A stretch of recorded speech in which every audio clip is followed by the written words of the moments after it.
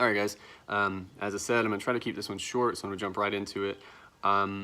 If you haven't opened up the argument document on Courseden in our last online class, please go ahead and do so. Once you do, you will realize I mean it when I say I want this to be short. I know the end of the semester is fast approaching. I know everyone's very busy. I know I am. And yeah, let's get right into it. So to begin with, our working thesis. John Shaft II, because it's a reprise of an older character, you don't need to know that, represents masculinity more perfectly than any other character, whether it's his misogynistic comments or the screwed up relationship with his son. But the underlying message in this film is not toxic masculinity, it's the relationship between a father and his son. First question you need to ask yourself in regards to not just your thesis, but any argument you're trying to make, topic sentences, body paragraphs, any place you should be making an argument, which is throughout your paper. What are we actually arguing? There's two sentences here. The first sentence, he represents masculinity more perfectly than any other character. Now, I appreciate a grandiose claim. I like you reach for that brass ring, if you're familiar with that phrase. We can't prove that. We can't prove he's the most masculine character ever. Like that's impossible, right? That's too big. Okay.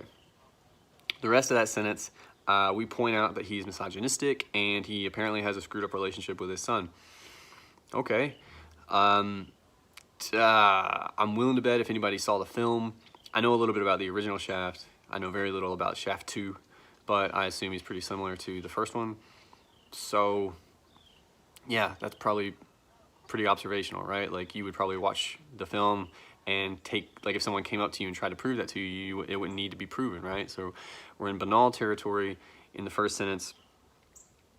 Before we move on, though, one thing I do want to highlight, part of the issue in the first sentence, other than banal claims, is, also sorry if you hear birds and cats, our windows are open. It's big all on its own. He represents masculinity, like that's huge. We talked a little bit this semester about different kinds of masculinity. John Shaft II, he's played by Samuel L. Jackson. Some of you may be familiar with his work.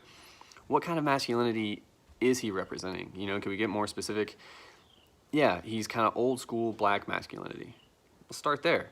Maybe he's an excellent representation of that. That's at least a little bit easier to argue, okay? So that's one thing. The other stuff, it's banal. We'll kind of file it away. It's information. Maybe it's necessary. The second sentence, the underlying message is not toxic masculinity.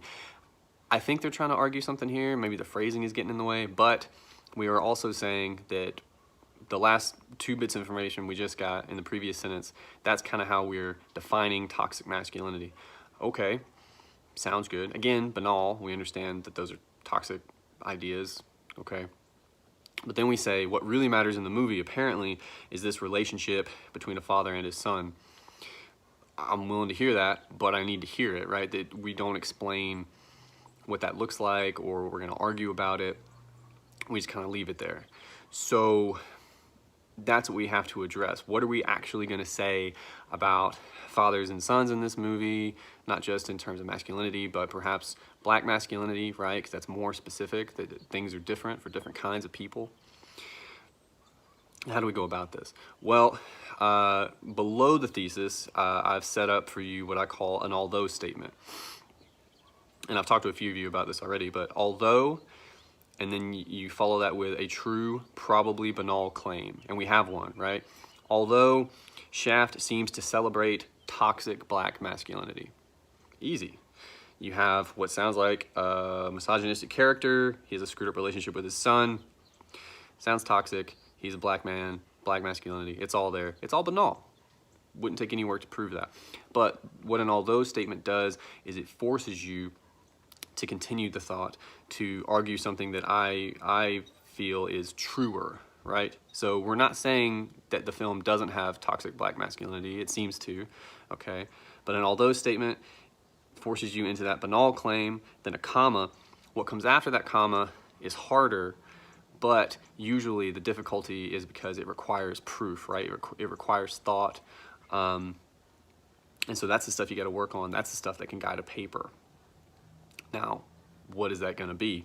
Again, although Shaft seems to celebrate toxic black masculinity, what else does the movie do other than that? Chances are good it does something, because if not, it's not gonna be much worth watching, right? Okay, a couple thoughts. First of all, we're thinking about fathers and sons. I've not seen the movie, so this is just, maybe this works, okay?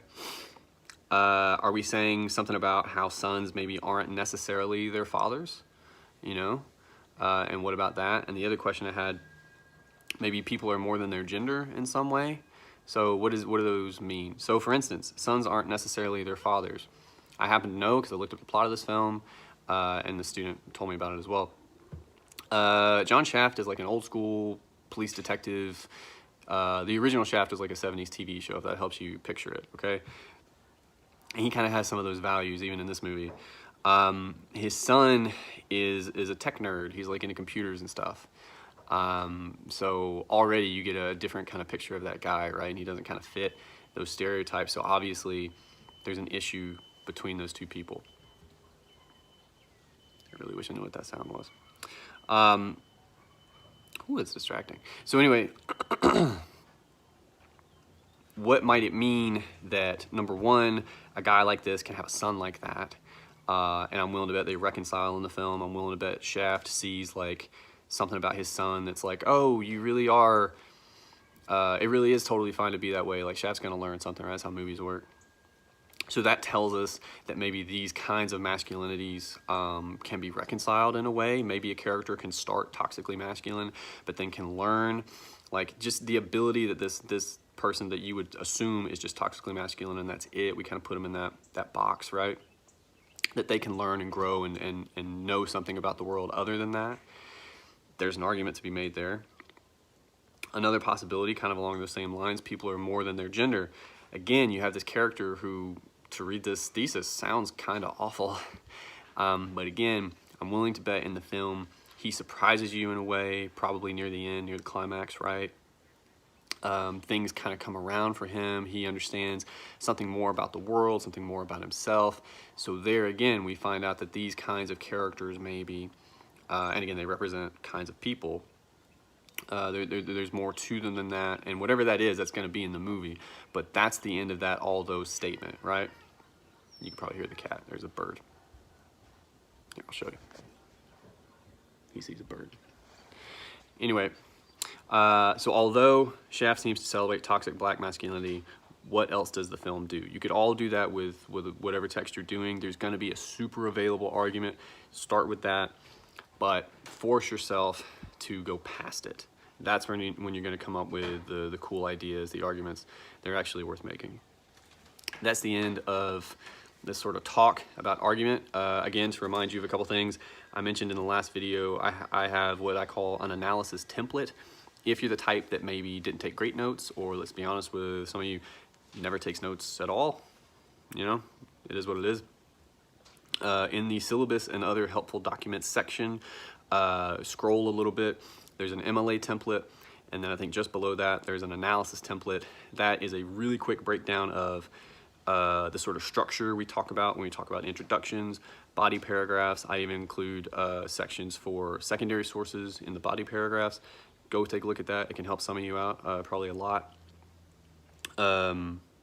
If you want to turn this off at this point, you can. But a couple business things real quick. Course evals apparently will open tomorrow. You're supposed to get an email about that. I know most of you aren't really great with email, and by that I mean you don't check it. You should do that. But also there's going to be some kind of announcement on CourseDen that I'm not in charge of that will go up. I've been led to believe, I think you get like a link and or you do it through CourseDen. You're going to have to monkey around with that a little bit. That has got nothing to do with me, but you should get an email. In terms of evals, or with any class, right? I mean, this is our final class, as weird as it is. I think it's pretty customary to give sort of closing thoughts. So here we go. My closing thoughts on the class.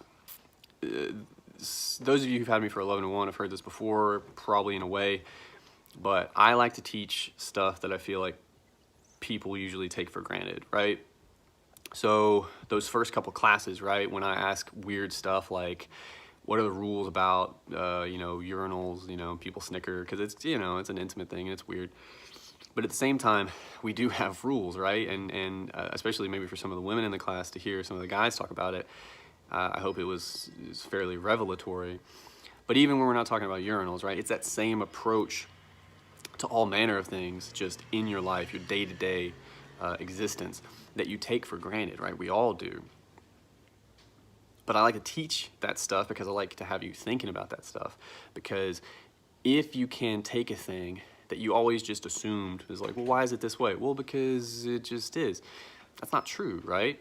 And if you're able to, at the very least, turn that corner and start to understand, oh, things are this way actually because of all these other reasons or these other things that happened, and it's just kind of come down to us, you know, and that wheel keeps turning, right? Like things keep kind of getting pushed in different directions by different forces and ideas. If you can turn that corner, you can do it with anything. I'm of a mind, almost nothing in this world is the way that it is just because it's that way. That's just not true, right?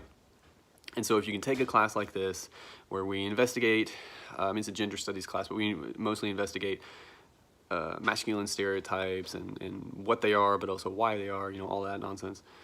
If you can take those ideas on and at the very least start turning them over and start considering them, I'm of a mind that you can do that with anything you come into contact with.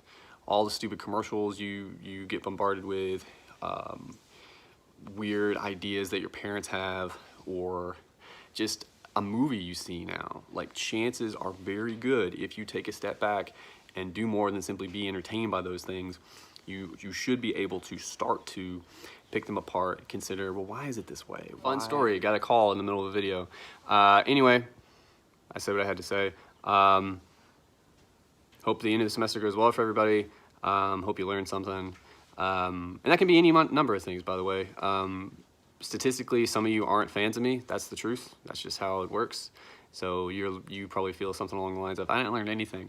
Well, that could be true. But there's various reasons for that, first of all, let's be totally honest. And aside from that, you can learn anything, right? Even if it's something goofy like I learned, oh, cat, that's Tom.